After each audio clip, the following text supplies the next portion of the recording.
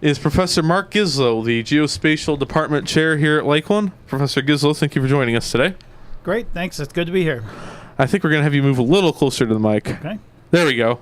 There you go. So we have a couple of questions. First of all, tell us a little bit about the Geographic Informational Systems, if that's what it stands for, program. Okay, great. All right. So yes, that's GIS, and GIS is with us, and it's been with us for some time.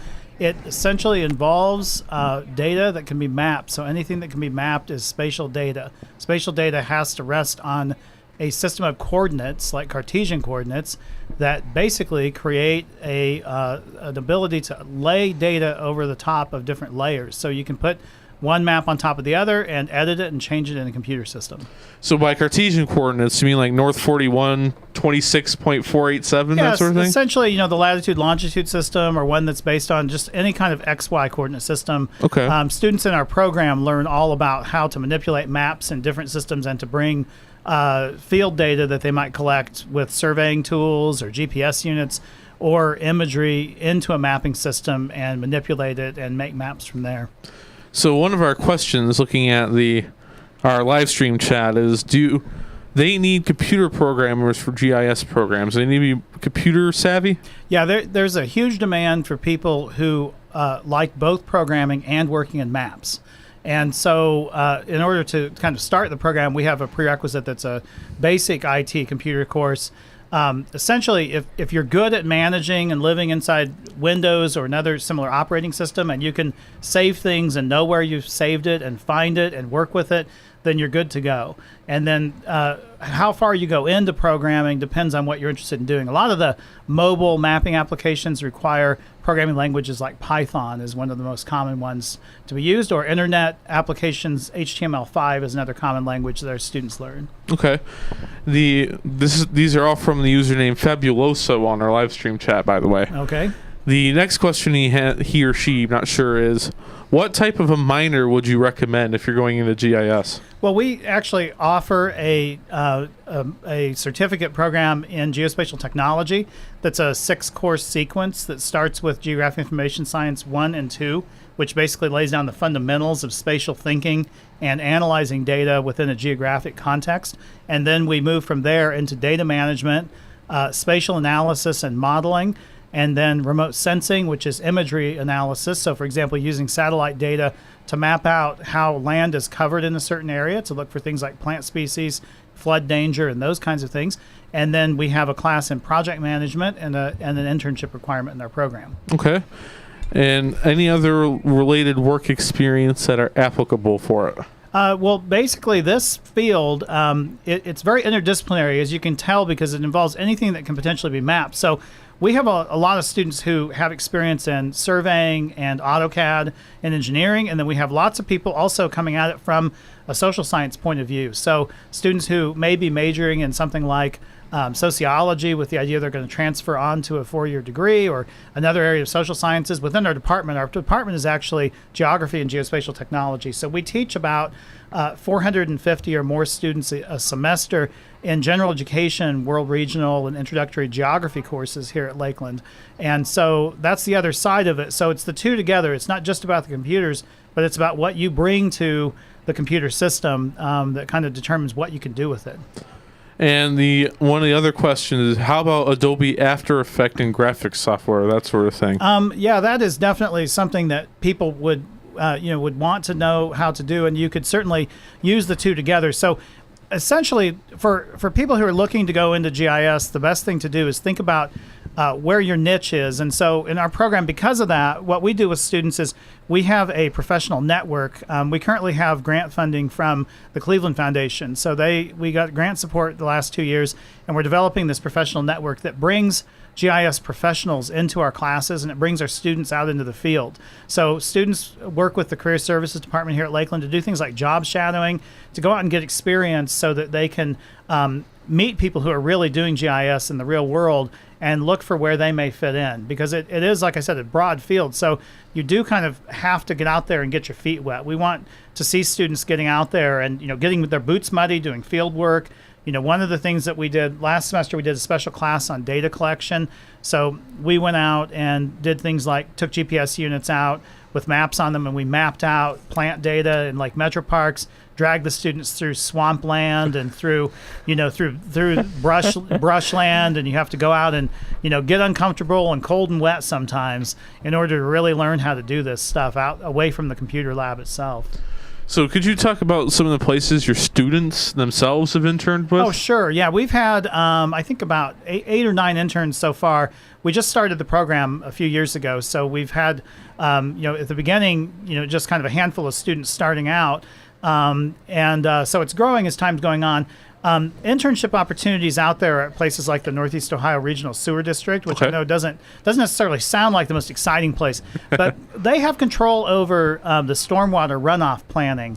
And so stormwater districts and engineering districts control many things that relate to the environment. So one of the big things in Cleveland is this project that's going right now across much of Northeast Ohio to rebuild the storm sewer infrastructure in order to better protect Lake Erie. So they've hired lots of people in GIS to do those kinds of tasks. We've had students work for engineering firms doing what to me, to be honest with you, as a geographer, I'm not an engineer. I'm into it because I like places and I like studying about cultures and politics and those kinds of things. And our students sometimes, the jobs they do can involve very detailed work in AutoCAD as well as GIS. We've had students do that for engineering firms. We had one student work for the Ashtabula County Auditor's Office and do an analysis of foreclosures, of housing foreclosures.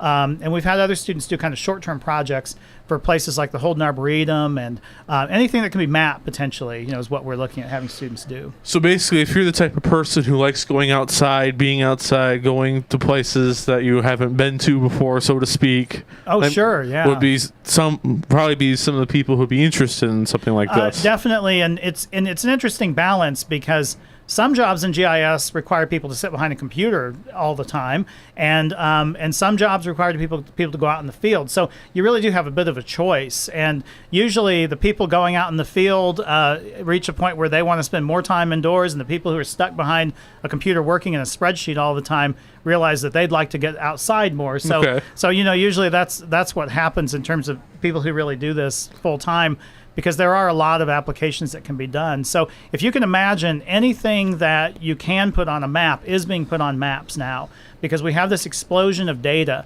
And so we're kind of living at this revolutionary moment in the sense that 30 or 40 years ago, it was very difficult to get spatial data that could be understood in mapping tools like GIS.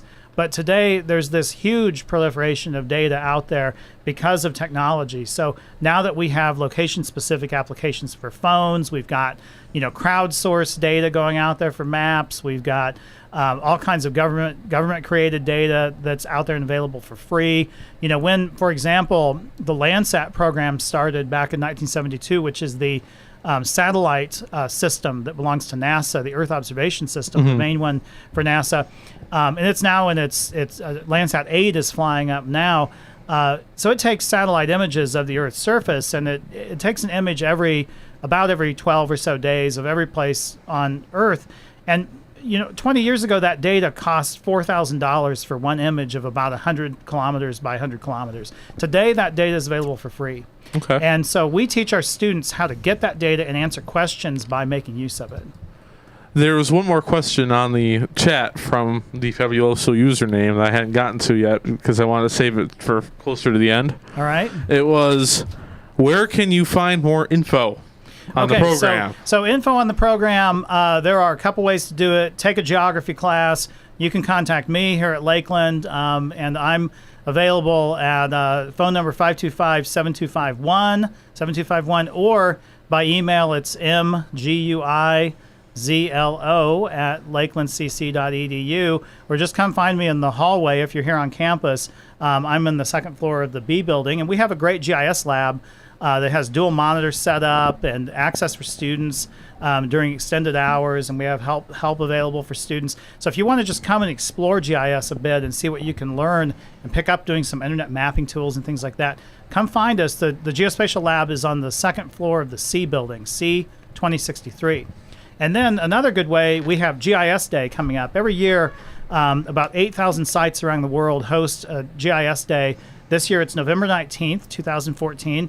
And so we're one of those sites, and we'll have somewhere around 15 to 20 employers on campus. These are big GIS users that will come set up exhibits and share information with the public. We have free food that we always make available, demonstrations, and some workshops and things like that. So that's here on campus on November 19th. When that gets closer to the date, make sure you give us a flyer. We can make an ad for you. Oh, thanks. Okay, we'll be sure to do that. We have got lots of advertising, and we actually have we're putting things together to be able to do all kinds of unique student activities. We've done it now for the last 2 years, and every time we try to do it somewhat differently. So to give people new experiences. Kyle is tapping his microphone over there, so it makes me think that he has a question for you. No, I was just making sure my thing was on. You're still on. I could hear you drinking your Powerade over there. Really? Can you really? Yes, sir. Oh, sorry about that. Do you have anything else you'd like to add, Professor Guizlo? Nothing that I can think of other than, this is something that I think a lot of people out there in the world use maps and have no experience in terms of understanding really what it is that somebody does in geography or how we view the world. And so, we offer a lot of geography classes here at Lakeland, and it does give you a unique perspective on the world and how you can view the space that people inhabit on the surface of the earth. And so that's what we're all about, and that's what I'm excited about. And GIS just happens to be a way that we can do that in a practical way for students to build a career, and we can contribute to society and help people solve problems. All right. Well, we thank you very much for coming on today, Professor Guizlo. Okay, great. Again, your office is B 2036. 2036. So that's where his office is. If you need to locate him. All right. Thank you. All right. Thank you. All right, thank you, sir. All right, thanks, Tim. All right, see ya. All right, take care. Take care. Nice. All right, Kyle. It's all yours, buddy. All right.